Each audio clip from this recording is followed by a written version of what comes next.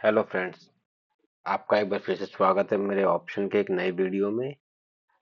तो जैसे हम पिछले वीडियो में डिस्कस कर रहे थे कॉल के बारे में, तो आज हम डिस्कस करेंगे पुट के बारे में, जिसको नॉर्मली हम अपने ट्रेडिंग अकाउंट में पी के नाम से सर्च कर सकते हैं, मतलब पुट यूरोपियन। तो नॉर्मली ऑप्शंस का जो पहले जो डेवलपमेंट हुआ था वो या इंट्रोड्यूस हुए थे, वो मेनली हेजिंग पर्पस से हुए थे कि अगर किसी के पास बहुत बड़ा पोर्टफोलियो है तो वो अपने पोर्टफोलियो के नुकसान को कम करने के लिए या रोकने के लिए ऑप्शन का इस्तेमाल कर सकता था।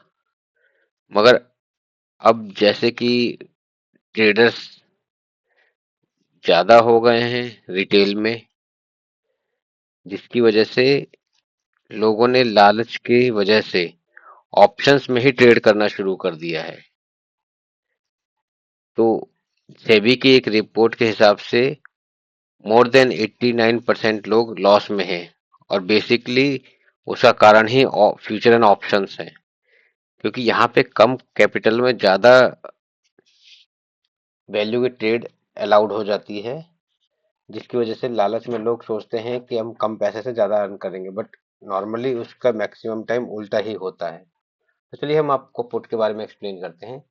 तो पुट का मतलब होता है कि जो पुट बायर होता है वो पुट को बाय तब करता है जब उसको लगता है कि मार्केट नीचे की डायरेक्शन में जाएगा।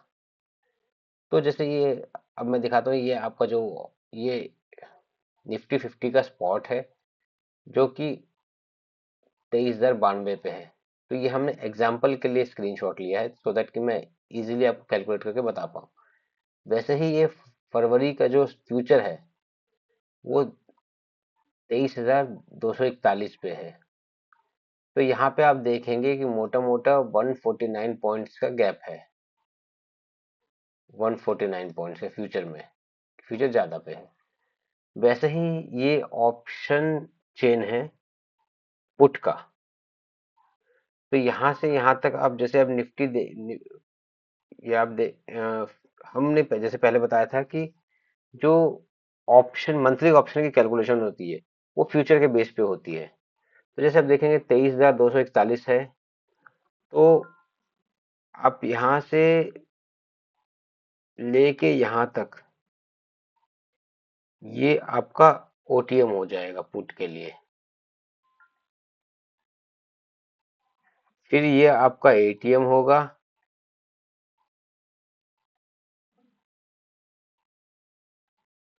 और यहाँ से यहाँ तक ये आपके आईटीएम होंगे।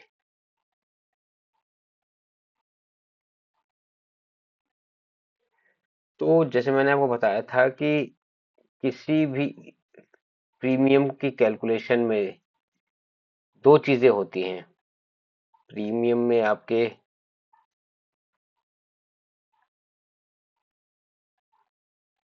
Time value plus intrinsic value. तो जो आपके ओटीएम्स होते हैं पुट में, उनमें जो होता है इंट्रेंसिक वैल्यू जीरो होता है। इंट्रेंसिक वैल्यू जीरो होता है, और इवन एटीएम में भी इंट्रेंसिक वैल्यू जीरो होता है, और जबकि आईटीएम्स में इंट्रेंसिक वैल्यू जो होता है पॉजिटिव होता है,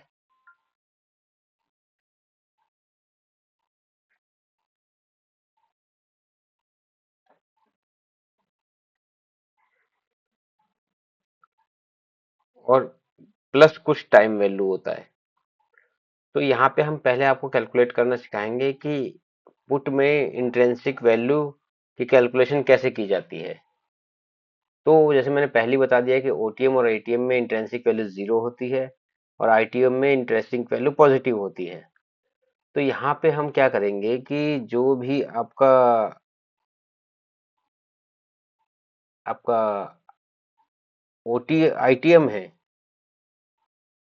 तो आईटीएम में से हम क्या करेंगे कि आपका जो फ्यूचर प्राइस है जिसके बेस पे हम प्रीमियम की कैलकुलेशन करते हैं वो लेस कर देंगे। तो लेट्स से हम कैलकुलेट करते हैं 23,500, इस टाइप को सेलेक्ट करते हैं हम। ठीक है, तो 23,500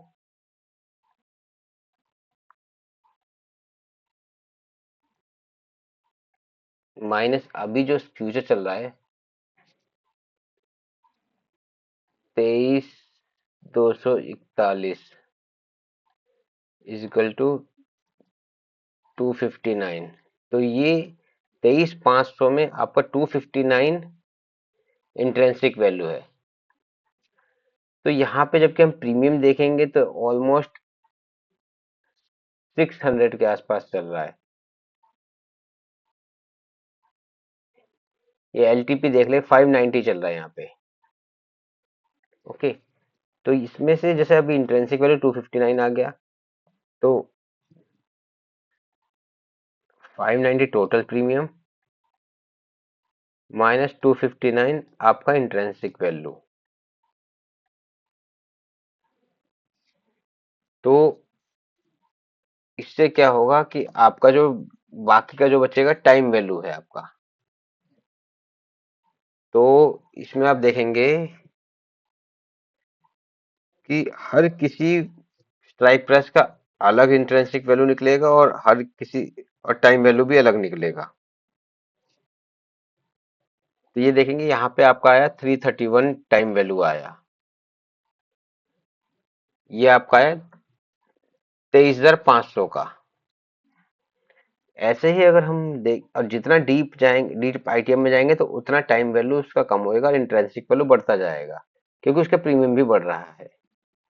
तो ऐसे ही अगर हम 23,700 पे जाते हैं, उसका प्रीमियम चल रहा है आपका 702 रुपये। लेट से हम 700 रुपये राउंड फिगर में लेते हैं। 23,700 माइनस फ्यूचर का प्राइस लेस करेंगे इसमें से 241, तो इसमें से आया आपका 459। टोटल इंट्रेंसिक वाला है 459 और अभी प्रीमियम चल रहा है आपका 700। 700 माइनस 459,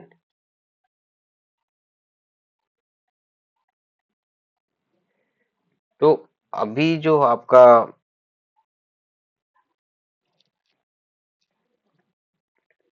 टाइम वैल्यू आएगा वो आपका आएगा 241।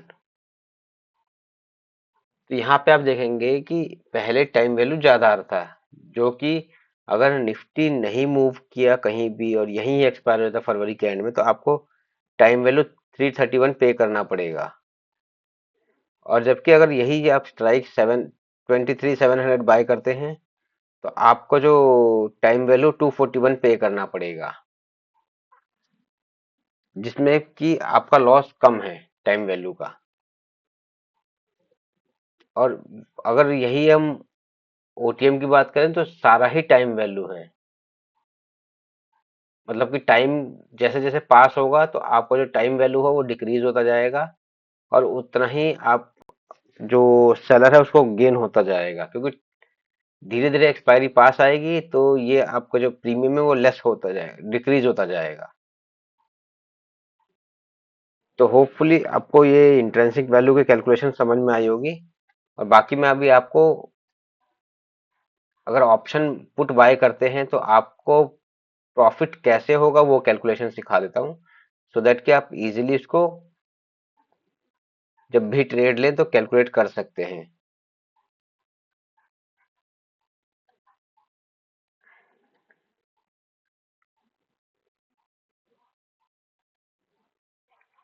मान लीजिए कि आप, मैं आपको आईटीएम के हिसाब से कैलकुलेशन इजीली समझाऊंगा, क्योंकि ओटीएम में तो आप, ओटीएम में आपको सारा ही टाइम वैल्यू है तो उसमें ज्यादा टफ नहीं है कैलकुलेशन करना।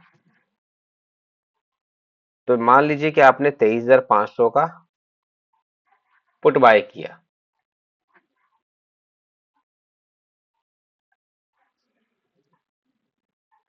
23,500 का पी बाय किया आपने,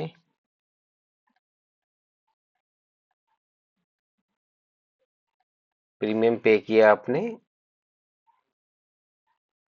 590,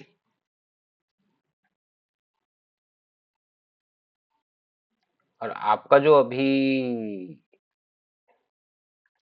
फ्यूचर 22 23,241 पर है। मान लीजिए कि ये फ्यूचर अभी आपका 23,000 पे जाके एक्सपायर हो जाता है। ओके, तो आपने 23,500 का पुट लिया है और 23,000 पे जाके एक्सपायर हो जाता है। तो अभी क्या करेंगे, जो स्ट्राइक प्राइस होता है पुट के केस में, वहां उसमें से जहां पे इंडेक्स की एक्सपायरी हुई उसको लेस कर देंगे। तो लेट्स से 23,500 माइनस 23,000, तो यहाँ पे आपको प्रीमियम मिलेगा 500 का एक्सपायरी कैंड में, जबकि आपने पे किया है 590। तो अगर यहाँ पे 590 को लेस कर देते हैं तो आपका 90 रुपीज का लॉस हो जाता है यहाँ पे, जो कि टाइम वैल्यू की वजह से हुआ है। तो और लेट्स से अगर यही एक्सपायरी 23,000 की जगह अगर 22,800 पे होती है, 23,500 माइनस 22,800, तो यहाँ पे आपको प्रॉफिट होता है 700 का, माइनस आपने प्रीमियम पे किया 590 का। तो यहाँ पे जो आपको गेन हुआ 110 रुपए का हुआ, क्योंकि आपने 590 रुपए तक प्रीमियम पे किया था। तो बाकी के जो आपको 110 रुपए का उसका गेन हुआ। जबकि आप देखेंगे कि जो निफ्टी का जो मूवमेंट था 241 ये हुआ, प्लस 241 से लेके 22,800 तक हुआ है। तो मतलब मोटा मोटा आपका 440 पॉइंट का मूवमेंट हुआ, बट आपको जो टाइम वैल्यू की वजह से प्रॉफिट बहुत कम हुआ। तो आईटीएम में थोड़ा सा प्रॉब्लम ये होता है कि जो टाइम वैल्यू होता है उसके बाद आपको प्रॉफिट, जो कैपिटल आप यूज करते हैं, तो उसके रेशियो में आपको प्रॉफिट कम होता है। क्योंकि आप देखेंगे कि जैसे जैसे जितना डीप आईटीएम आप जा रहे हैं वहां पे आपको टाइम वैल्यू तो कम लग रही है, बट आपका जो प्रीमियम है वो बढ़ता जा रहा है। जैसे आप देखेंगे कि एटीएम पे आप देखेंगे कि 446 का प्रीमियम है, और अगर ऐसे ही आप जितना डीप आईटीएम जाते जाएंगे, मान लीजिए कि आप गए 23,500, वहां पे 590 का प्रीमियम है, 23,700 वहां पे 702 रुपए का प्रीमियम है। तो इसी तरह से जितना डीप आईटीएम जाएंगे आपका प्रीमियम बढ़ता जाएगा, और आपके जो आउटकम है, प्रॉफिट का आउटकम, उसका रेशियो थोड़ा कम होता जाएगा। तो वैसे ही देखिए कि जैसे, और जितना आप ओटीएम जाएंगे उतना आपका प्रीमियम कम हो रहा है। तो चलिए, आप मैं आपको एक ओटीएम के एग्जांपल के थ्रू भी आपको एक्सप्लेन कर देता हूँ। तो मान लीजिए कि अभी आपने आईटीएम ना बाय करके, अगर मान लीजिए आप ओटीएम बाय करते हैं, तो आपका रिजल्ट कितना कैसा रहेगा।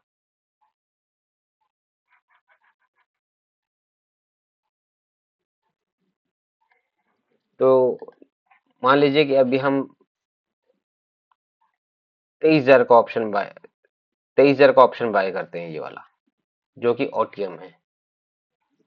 तो यहाँ पे प्रीमियम चल रहा है 362। मान लीजिए हम 360 लेते हैं कैलकुलेशन को इजी करने के लिए। तो आपका 23,000 पी पी का प्रीमियम चल रहा है 360 रुपए। वैसे 362 है, बट हम 360 लेंगे। और अभी आपका जो फ्यूचर चल रहा है 23,241 रुपए। मान लीजिए कि ये फ्यूचर अभी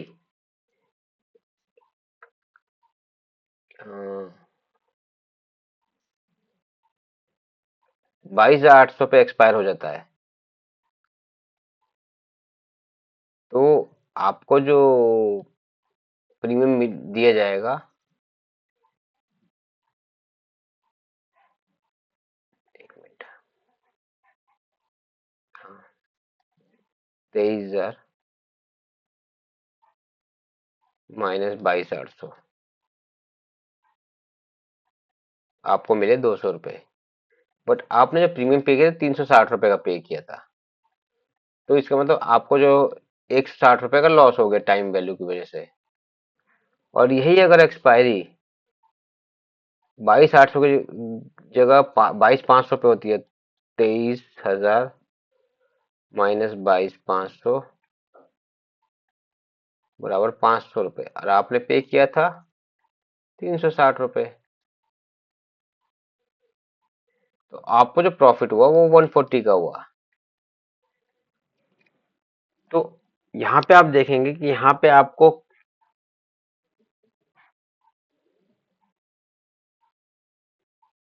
500, जो आपने 23,500 का ट्रेड लिया था, तो यहाँ पे 600 रुपये का प्रीमियम देने के बाद आपको 110 रुपये का प्रॉफिट हुआ था। जबकि जबकि यहाँ पे आपको 360 रुपये का प्रीमियम देने के बाद आपको 140 रुपये का प्रॉफिट हुआ है। तो बट इसमें सबसे बड़ी प्रॉब्लम ये है कि अभी जो आप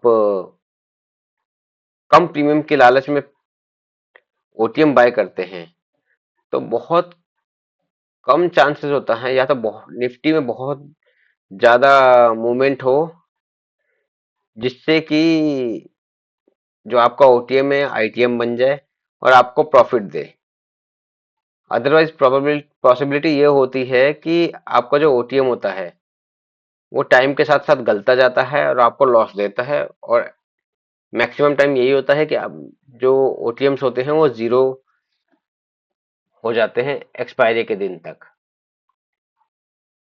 बट मैं आपको यही कहूंगा कि ऑप्शन बहुत रिस्की सब्जेक्ट है, इसमें ट्रेड ना करें, इवन फ्यूचर में भी ना करें। जो नए लोग हैं वो ट्राई करें कि सीधे सीधे इक्विटी में कैश में ट्रेड करना शुरू करें, और मेनली इक्विटी में भी ना जाके वो ईटीएफ से शुरू करें।